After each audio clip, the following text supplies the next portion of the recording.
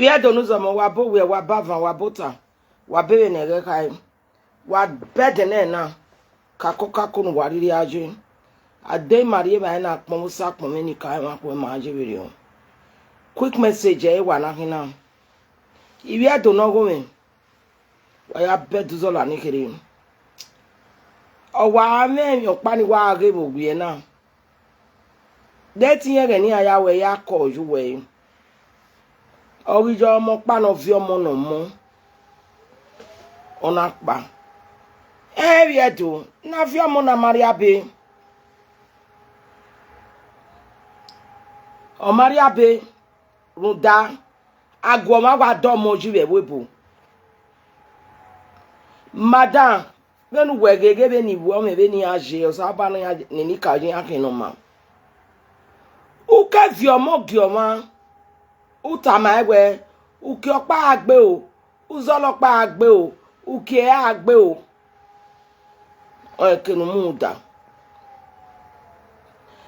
brother no we swe akia na be vi omo gioma we say o yes bo we brother no we swe akia na be vi omo gioma uwe woman who swari na eje ku emu agwado moji no wa meni Iyenukokomon eke amakone wa gba won omo me wa daji bebo na kebeli gade ugbesa ke for the vie mo gime ake bayan vie mo gime e siti ni je na wa vie mo me ibi ba we ni holiday wa de na wa de moji no wa uma do moji no wa egba wa no mo me a o me ke no rule jo me gba mi me so be bo na eso amo me va so amo me a no mo me va no ro agwa la holiday o we arule je Nigeria ovio ge no mo me a e government yin wa ro pa yin no me won me a very holiday o be fi oga ge no won me va e government yin wa ro pa yin ijo omo na no vi omo ge omo ga vielele no yin maria be se we gigbo e awa to mo ji no wan ki jo omo na ke brother no vi omo ge avielele bo se wa manata ma vielele we uzole agbe ada vielele no yin ya temo pa ma we mi ima ko ye platform we do mo ni wa like e kun wa like we ima ko li we de ima ko je mi na we ro pade ijo mo afi omo gwanu gun ye daje abe ya mi kwa gere nya e ga ni me na ri ma na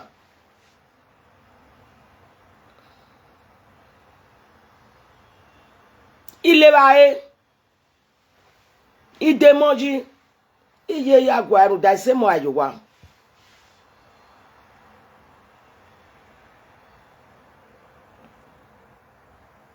awa fi omo no ma wo se nana e jama e ga domoji no ma beto ko na o ma lai se o ko na we ki e cause ae gwezo enya agweze nereba aga dojo aya kenyanya na dorun doju bi ogu ejaju yi oda fun ga ba iwo da o wa gasin egbe okwo na de tu we gi de depressed to bo we yo bo we vi we ge jemi iya mi ewe we have freedom o second one u ya avian agwa fi money me ime erogwe bo imekede moju aga viare igwe ni ji atotagun agbetiri hours e wese je noge e mani eme ni tana wa be daji ne so ge wa emi okawo wa wu Iyenukokomon ni ese wa be daji ne so omo no te de stubborn we do ma emi afi bi ka mi omo ni ka akoko be bo na 25 years oje Do my a belly or a belly. 24 years now. A belly no. Then it demoje dija kwemo. E money ekwe Dutchland denies 43. Cause iwa gbeno. Many Iyenukokomon or Jamie or Guanam. Our domoji no man. Me domoji never what they wona. Oh, see, Nina we Gemalize say. Then no what not avialele not me one motika be. Yaru leje Nigeria ni re. Yet is lemona igi moto ero, ige a plane ero, a woman. Imeba ni adelelian. Tema avialele ni go amie me. Avialele woman ye day. Then 150 we no work carry ereba or one like shop. Cause I mean I say money and I will wa.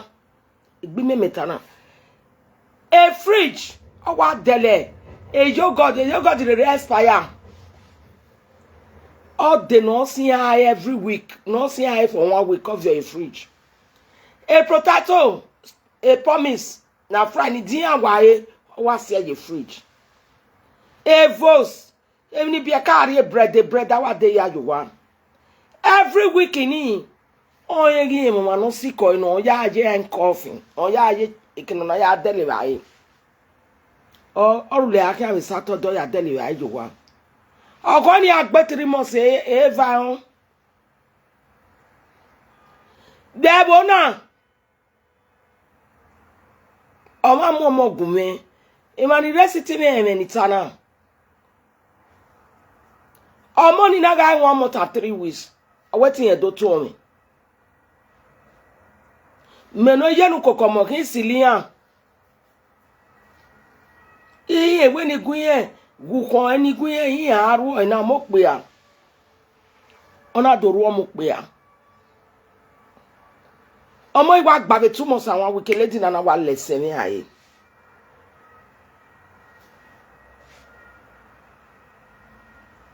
Imare ne mi ebene.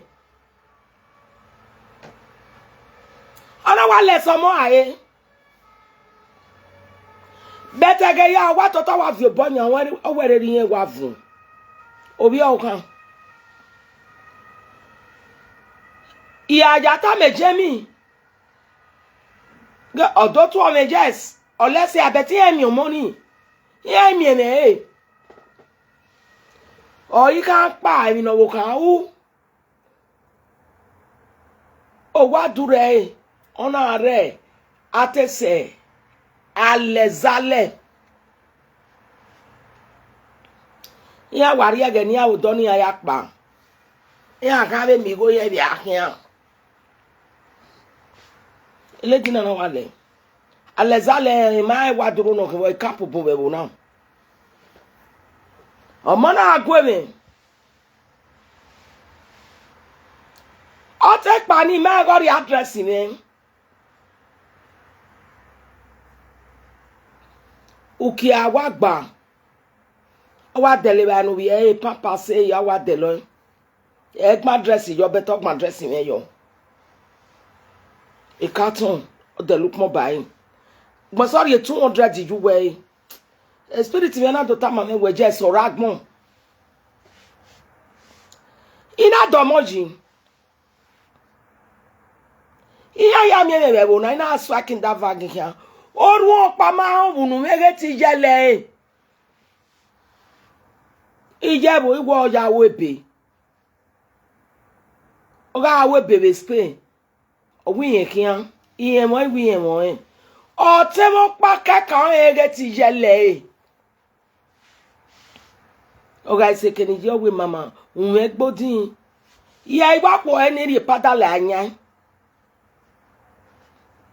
ya ka yari le ba igwa ri bobo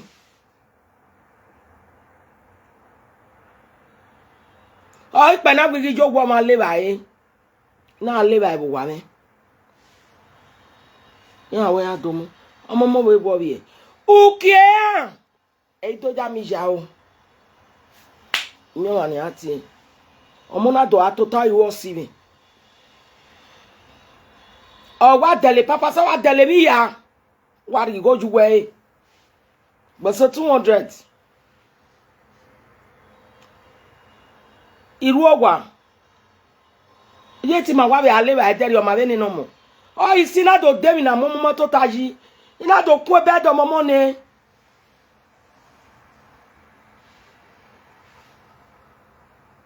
Eva man Ogbaso ya Aria City le no ta ye o ma na do to mi iru le si ad omo we gbi jade do mu ruda erama uvun yin me la o ijo mo na egun iti e bonu e ma yin ni no irun awe e kanu ri aje latin agege o ma la se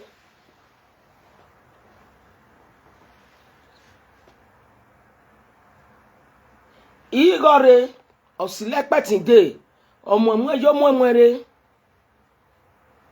omo wa pe ogomi ina kiro o wa la wa come on me boje owi owe me o ga me ni tada because mi ogbe so wo ge me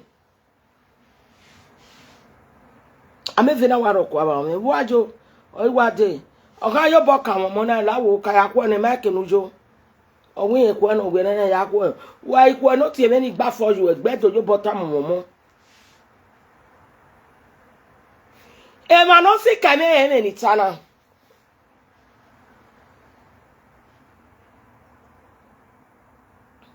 o ma mu ami mo na gele wa akwa na ma fo no na gbeyegbe omo ni ma hon ejije o ga pa e boka wa le bu me na ni me o ejemi na nasunu agwa domo ji no wa oi kwe no do to ta o vie na bo gbo e pati no si lore se ni wa ba o mo mi wetin ya gwa le o wa da mi ona owo pe ana mo ko ni yen be bu ijo mo yen ke adi ejemi Owi e ma ego won ku o owo le o se eni na die jemi wa duro yen na bi awe ni e yari ro mo re na wi aya gwa le ro mo mo mi ni gun e gwa lo ma no vi no eni e me go ne u me go no we na wo ma ite gwi magi gwi odomomo ona yakun ina to gwagwa le ma no vi no ne egeni awe pali be beli ina gi ari beli ona yawe pali ona we ya baba na mi ma no vi no nene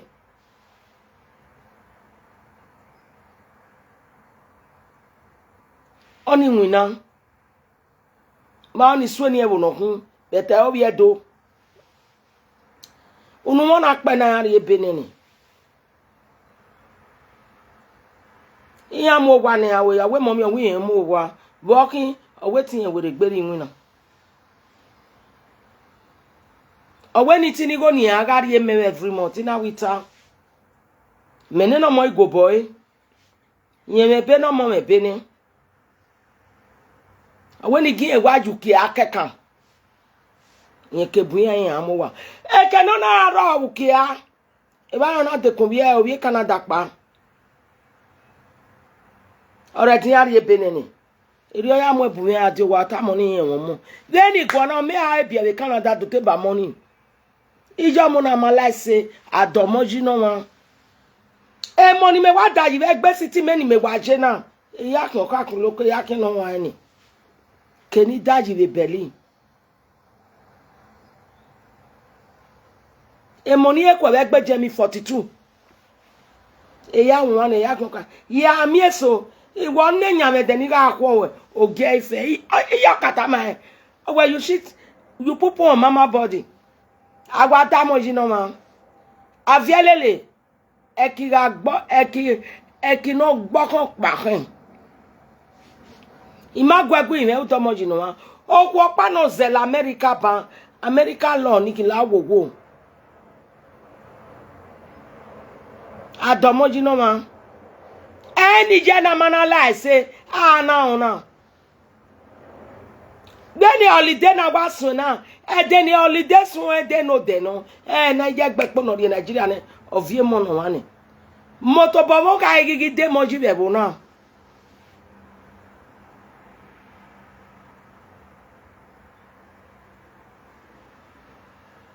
meto bomo ka gigi de mo nda ina do sun wina ije sebe ma me soro ve no bebe se agwa ibiekala ko ni me me soro no saju gwaga oga so bomene to ban ni mo yari ba ese no wa ma abie ije mo na mala se ekenuri aje jo mo na ladian obi ma paro e ma oni sunu ye ni obi ara biele ne bugwa oige ya ma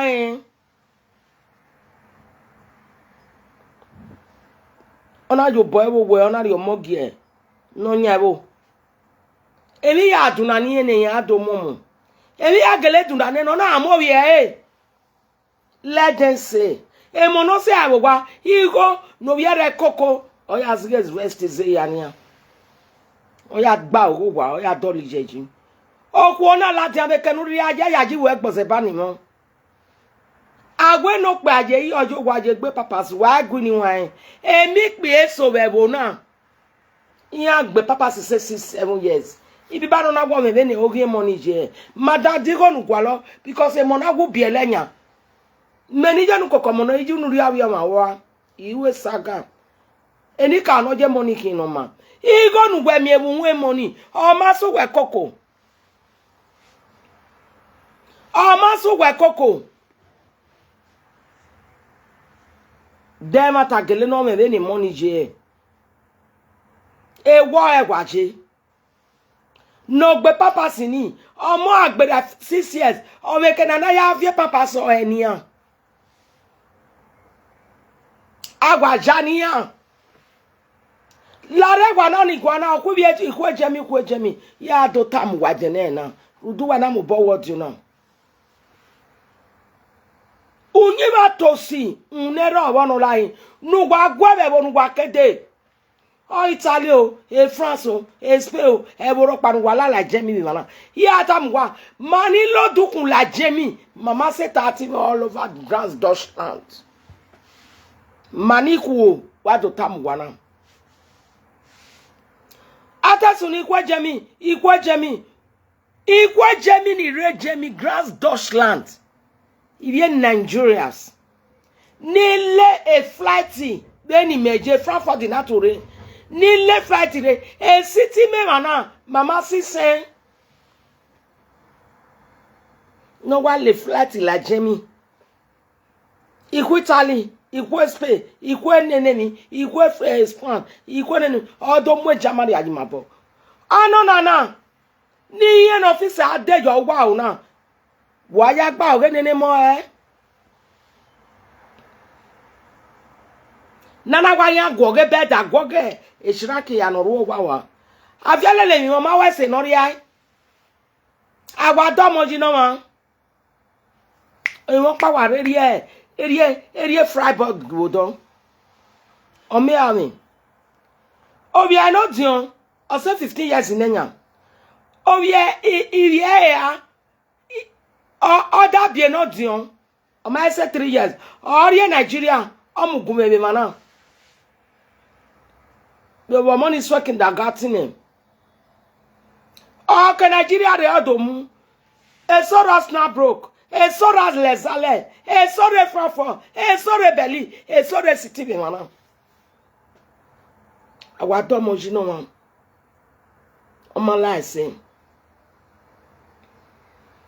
o mata mi jo wani emo na nuki no gbe avialele me ebe ni mono viokan avialele mi me dowe eze agboma azaje won du ma eso nwina agwa vio mo gwo ga eva gwa no weni ji agbe 3 hours ane ata ogi agbe wa ata ki o study an wenu e mani ekulokuli wi an wa mwere egbe no mu total we total yin agwa pa na mama 2 hours Ya go ye ma koja be no ja o ma je me. Igwa fi owo kan mi. Iwe mo boje. Ma je gan. E ti je gan no yere. Awa do mo ji no ma. Point of correction do tam wa ni we do de na. E standing on the America za do ma ye na zedo ama zebo ma hawi. So azedo. E krikpo no zolo ba ma de yo yeye. So ga zedo. Ama zebo ma tawi. Awa do mo ji no ma.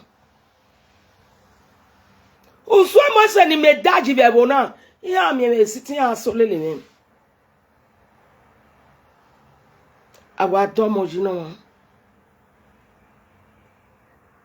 E omo ya daji no ma. Omo nu ge goje ne gbe ma gba ni sekian. Madam, he go ne jamari enu wesu welo. Then ari go ne ma no pi omo no ma gba. Eri go ni ani me AIDS. HIV with Deutschland.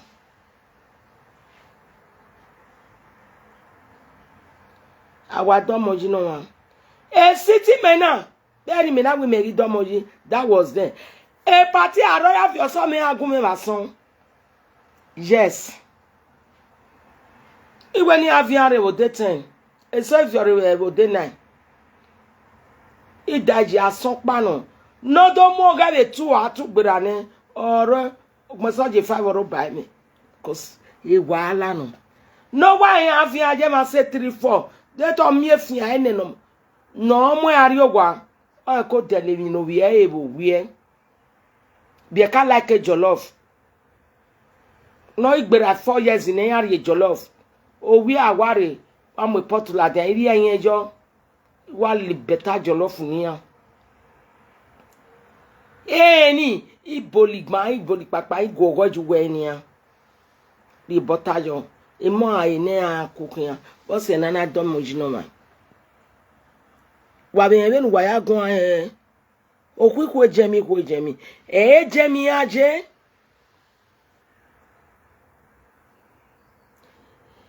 E mani wa mo bogwa le Jemmy na live ona. Le Nigeria la Jemmy. E that dog with business in ekere.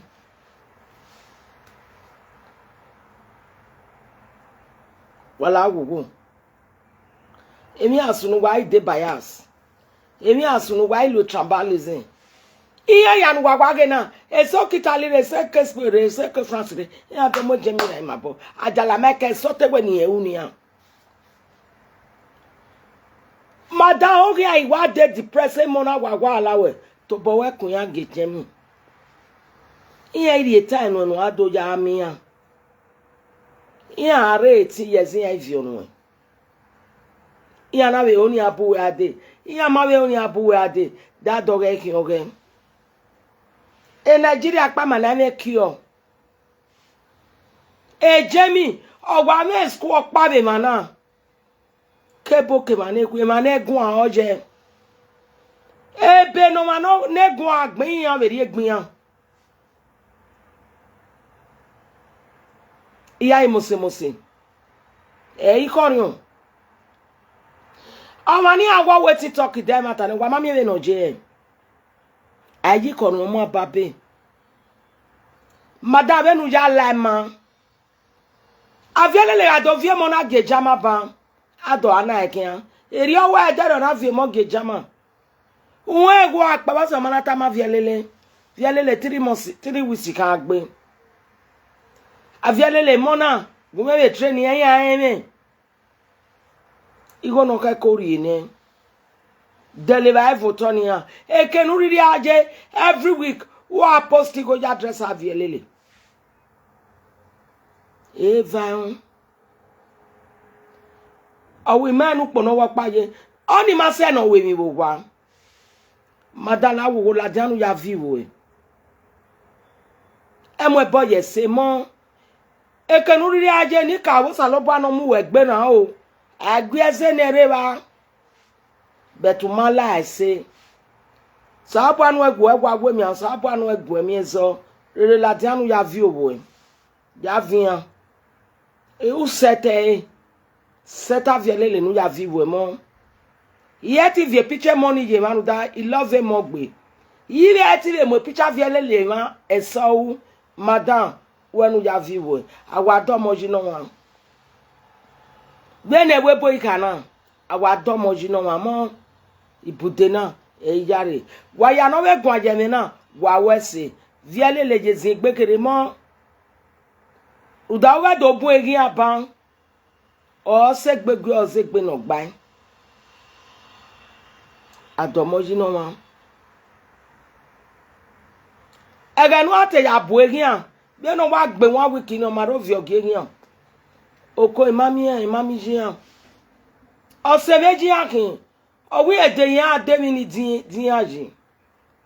O ye de yan mi gba ki yan ni din aji. E ina din aji. Udaga ni pe mana ro gi an mi. O ma we UK va dogo meji. Uri abe eboide o te pegbe wo to yin wa kan mi o amodo we ugwe ni je atota kin ale 2 hours we wa tota kin focus dayan nuge be ni afin mi lai da ijo me so gwe mo gun eso amu yan do wa bedi wo wa we yan ga mu wojo yan ga do wa ga yan ga mu jobo yan ke o yan ke ave mani le nyan ne gwa yan ge mu ejin ai e o shout for them e sanjaga me ma do ni amije mo ya se o gwa ma me sabe city me na ina mi papa si wa ga na to tajin ba mi won e jama lare wa ga gbegbe ga ka ko jemi o sono mi ijo mo na ma la ese ekenuri aje gbe awowe vi oge jama adani mo ya wona bo gbere vi oge jama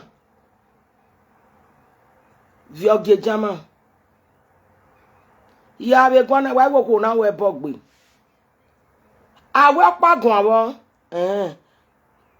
vi ari Nigeria de ba ko eno ya ko yan bo adole mi wa ji wa ya mu ya ne jama na kun injection ni yan oja was injection ari ene de derere atun